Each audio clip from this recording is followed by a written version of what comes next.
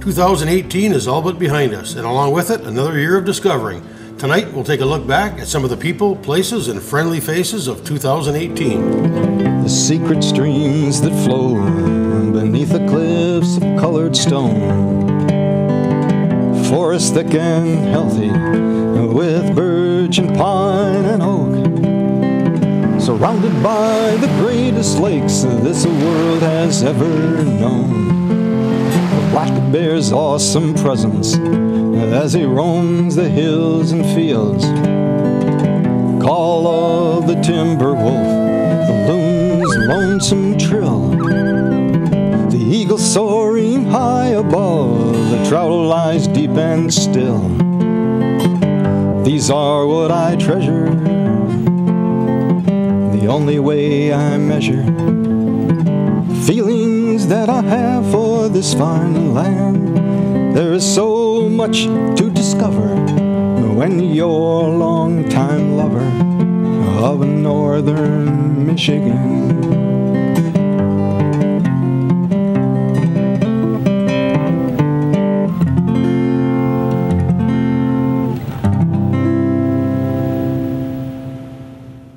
Well, it's been another interesting year of traveling the Upper Peninsula. We'll start out with a look at some of the interesting places we've seen this past year.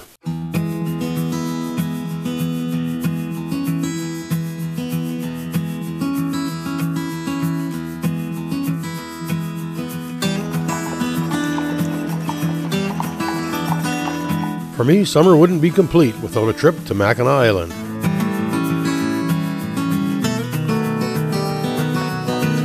Whether you're there for an art showing, the Fudge Festival, or the Lilacs, a trip to the island is always memorable.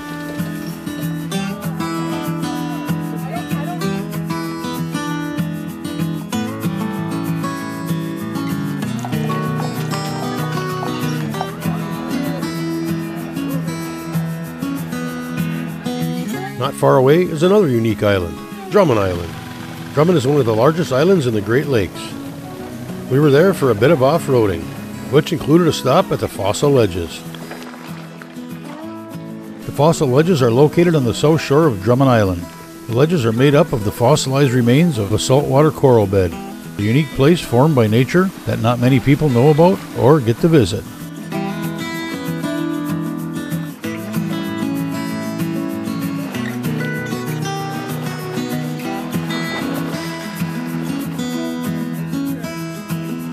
I was back on the island for the annual Jeep Jamboree.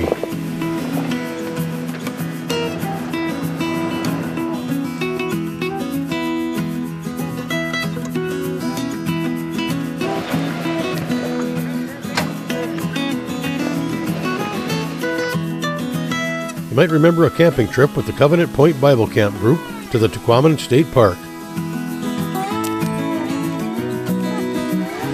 which of course included a visit to Michigan's largest waterfall.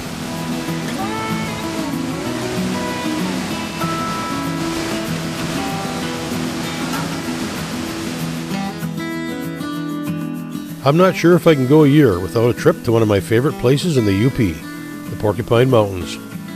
And of course, fall is not a bad time to go there.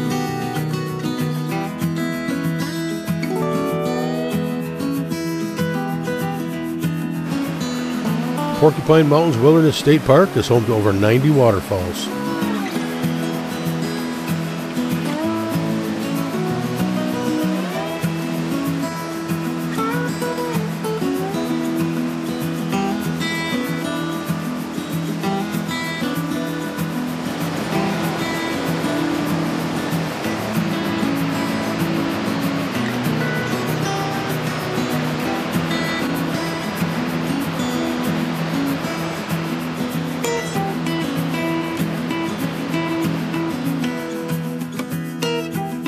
Sometimes the place is not as important as the people who are going there. That's certainly the case with the UP Honor Flight.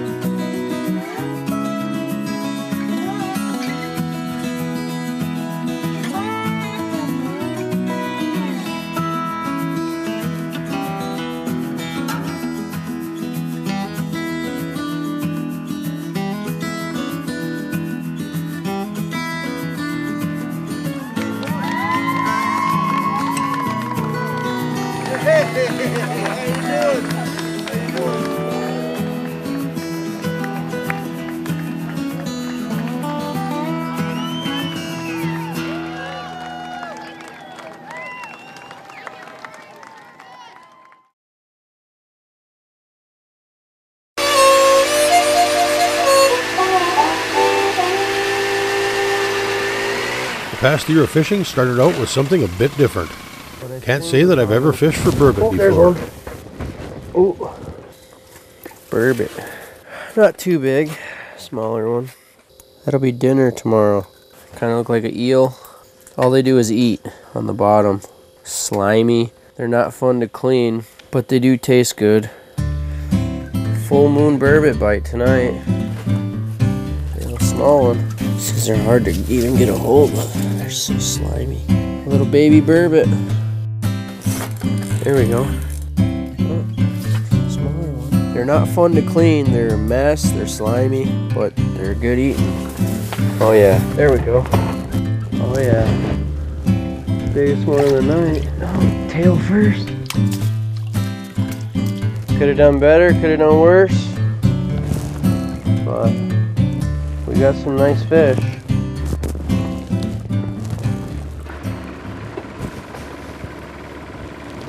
As spring rolls around, it's time for my annual trip to the Menominee River for early season walleyes with Brian Claremont. First one vertical jigging this year. Good job, Mr. Corch. Oh! Very soft, very slow bite. Hey, Joe. Spring is sprung, the walleyes are snapping, and I am happy. Ooh. There we go. Fish on. Look at that, look at that, look at that. Said, hey, it's time. Ooh, this is a good fish here. Oh, this is a good fish. Happy, happy, happy. Go make us some babies, girl. Watch my phone. You can get this one back and get some more. Oh, that's a nice fish, George. Mr. Court, we're ice fishing. Oh, nice fish, Jordan. All right, look at that. It's spring finally.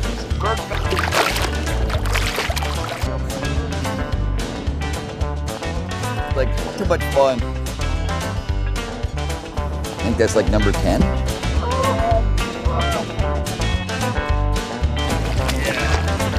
Couple hours today. This is like our 16th or 17th fish.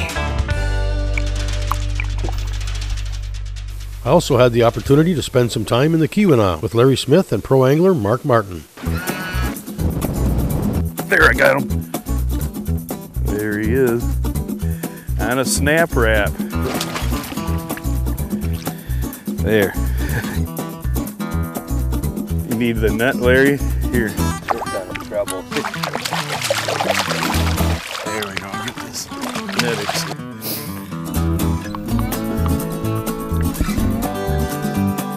Whoa, this is a better fish.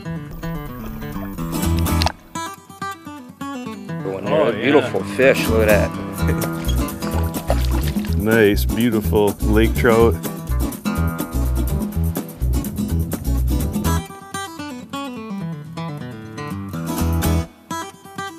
That's a nice one, Larry. Too bad they gotta be 20 inches, huh? 20 inches it's gotta be. There you go, Larry.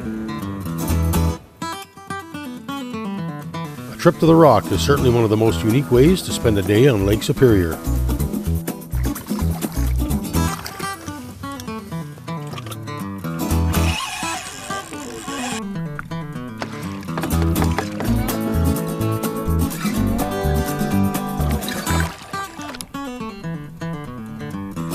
Got a double right away.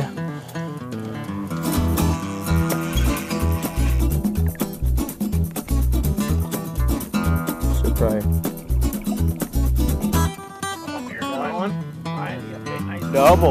Here's that. I know it was actually fit. Nice.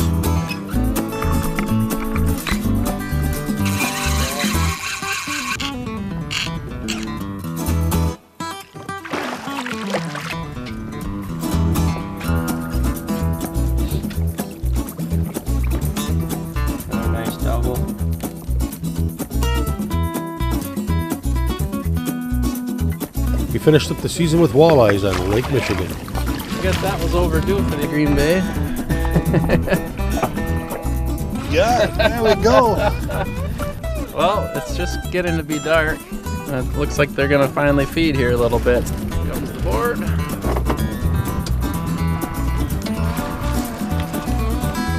They're a healthy one. That's good for the state of the fishery.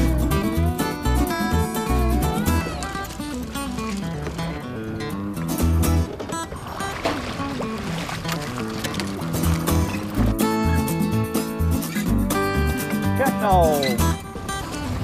A little better one.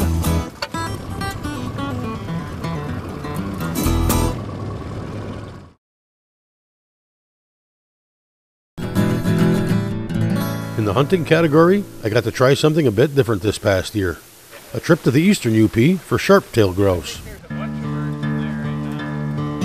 Sharp-tailed grouse are found across the eastern Upper Peninsula and in different places. Eastern Chippewa and Mackinac counties probably has the largest contiguous block of open land habitat for them.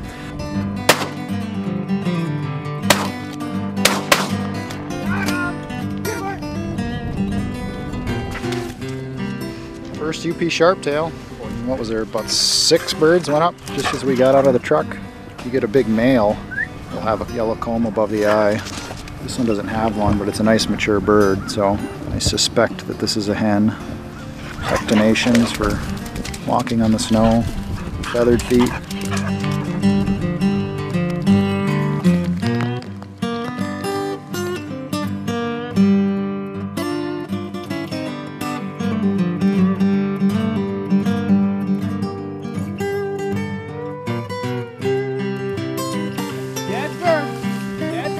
So this is my first time sharptail hunting. I had a blast. I was blown away with how many birds we saw and just how good we did, how good the dogs did overall. It was a lot of fun and definitely would come back out here for another trip. A bit closer to home, I spent a rainy day hunting rough grouse in Marquette County. Probably not the most ideal day. It's drizzling a bit, but the temperature's nice. And so far this year, even on the sunny days, the birds have been sitting pretty tight. So I think we'll be able to find something.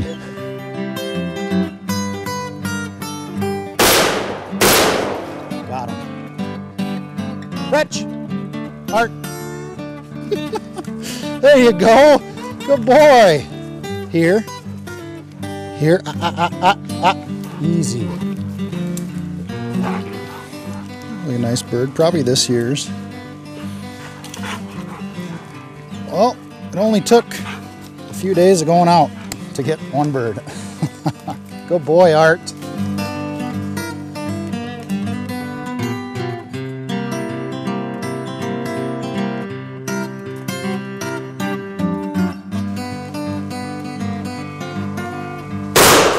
Ooh, good boy, Art. Fetch, fetch.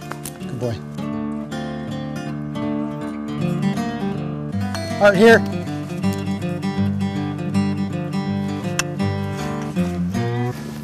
Thank you. It's a nice big male. Number 2.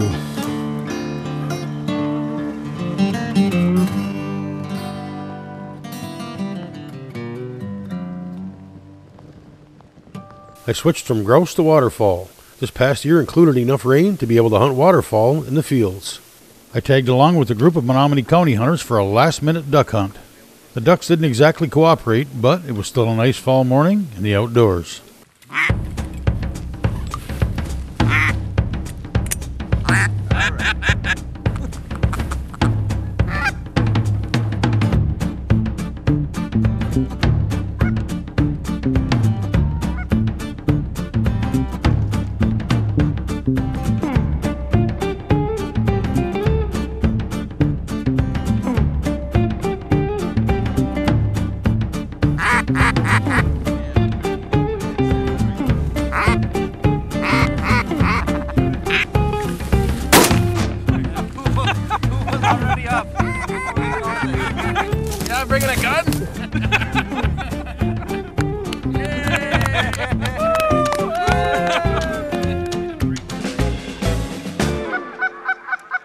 As the end of the year drew nearer, I had the honor to connect up with Freedom for Patriots on a bow hunt. My heart goes out to all these young guys coming back. They're going through a lot and they need a lot of healing, and there was a lot of that going on this weekend, and hats off to Freedom for Patriots. It's a great group. If you're a veteran, donate. If you're not a veteran, donate. They do a lot of good. As rifle season rolls around, it's always nice to talk with the hunters and get a look at some of the year's biggest bucks.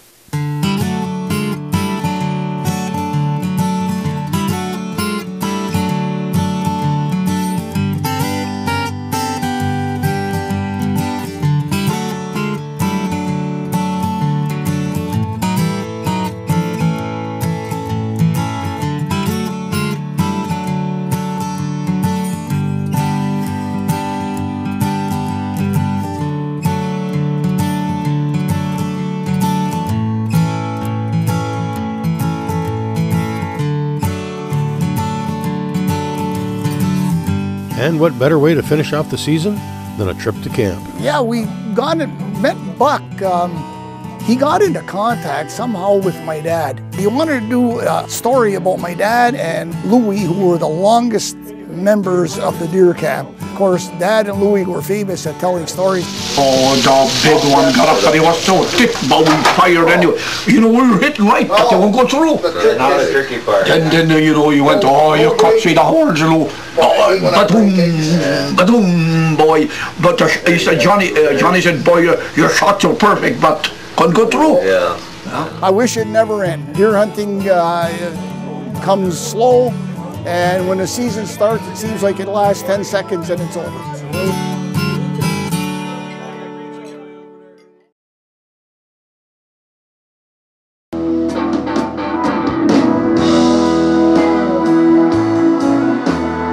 Hunting, fishing, unique places, these are certainly some of the great things that make the UP such a unique and wonderful place to be. But when it comes right down to it, it's really the people that live and work here that make it what it is. So we'll close out the year with a look back at some of the folks I've met along with the unique things they do.